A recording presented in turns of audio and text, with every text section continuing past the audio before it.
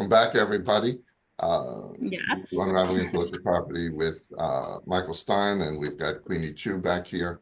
I guess or is it an examination process?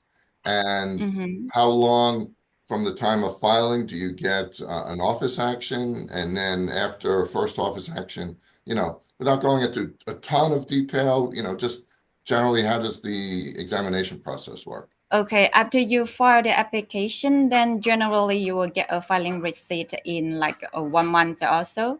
And the trademark office has actually accelerated the examination a lot in recent years. And generally we will get a decision like in 4 or 5 months now. And you will get to know whether the examiner rejects your mark by like citing some similar prior marks, or whether the marks is possess a distinctiveness, or whether the mark can be has some bad like influence in using it as a mark for the designated goods or services. And normally the examination of similarity, I think it's quite different also from the US and also the European practice maybe. So for example, if your trademarks combines a logo and English words and maybe also the Chinese words too, then the trademark examiner will have to examine all of the three elements separately. So they will cite maybe like English mark is like McDonald, and then the logo. So the examiner need to examine to find if there is a similar word like McDonald. So they will cite a similar prior mark like McDonald, and also if they find a separate another trademarks only similar with the logo part of the applied trademarks, they will also cite the logo mark to reject your mark. So if you are filing a combined mark, then maybe it will increase some chance of rejection.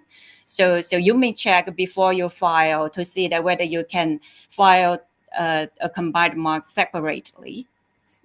And for American companies, do they generally just file in the English language, or do they file a separate application with the Chinese either transliteration or the Chinese translation? What's the quick strategy for American companies?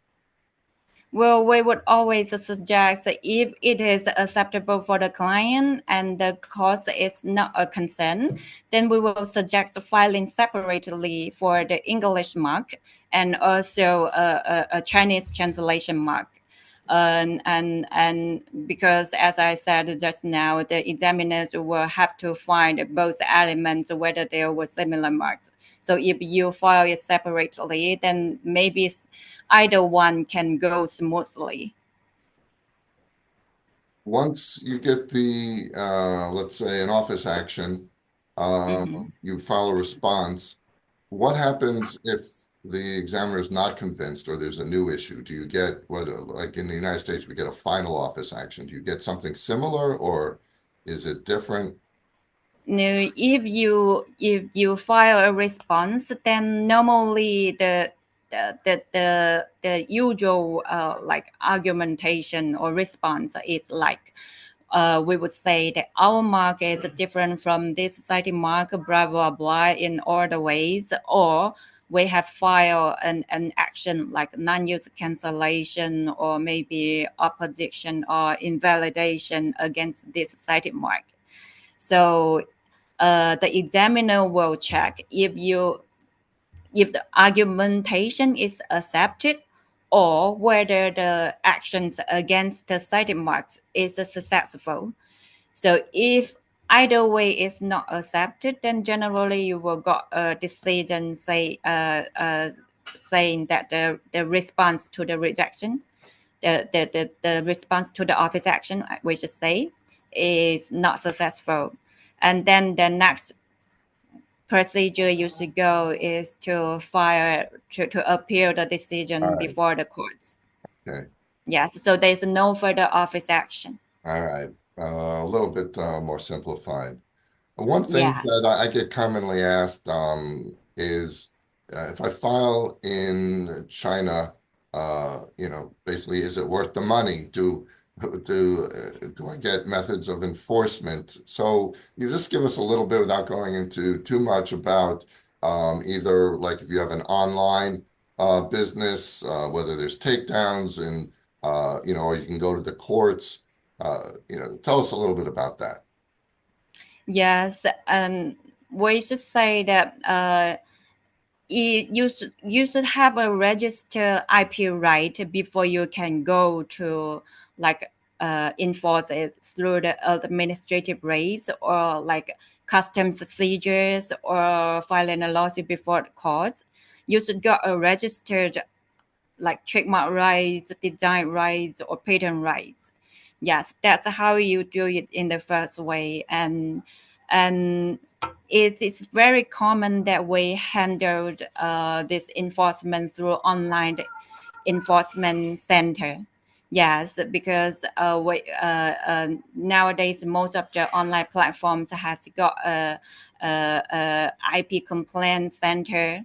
They will receive this kind of complaints, and if you do not have a register rights, your complaint can even be accepted. But are these complaints, let's say I'm here in America, I'm trusting you, Queenie, handle this. Yes. Do these sites, platforms, le- uh, do they actively actually take down uh, the infringing marks and the infringing businesses? The, Yes, yes. And we will need the evidence of your registered trademarks. We will prove that you got this trademark right. And like we will list on this online on this list page, they have used our trademarks, and they have used maybe the description on their product, like they use the trademark on their product description. This is even also a trademark infringement. We can also file a complaint against this kind of pages, and normally the center will accept that, and in a few days they will ask the other party to get a reply or something, and then eventually if you got a well organized request, and it is quite a good chance that you can take down the list on that page. right, so the enforcement provisions throughout China are pretty strong, you would say.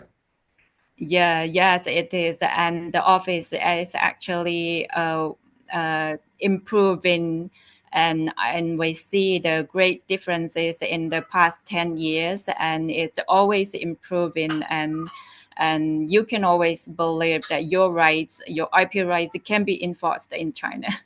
Especially if they're trusting you. Uh, Yes.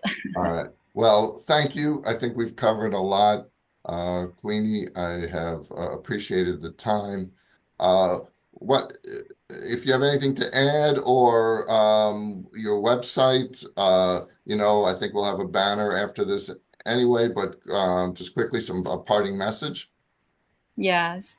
No, it's good. And thank you so much, Michael, for your questions. And I enjoyed our conversations a lot. And I hope that this will help the US applicants to know a little bit more about the Chinese IP practice. And I hope that they will have confidence in China.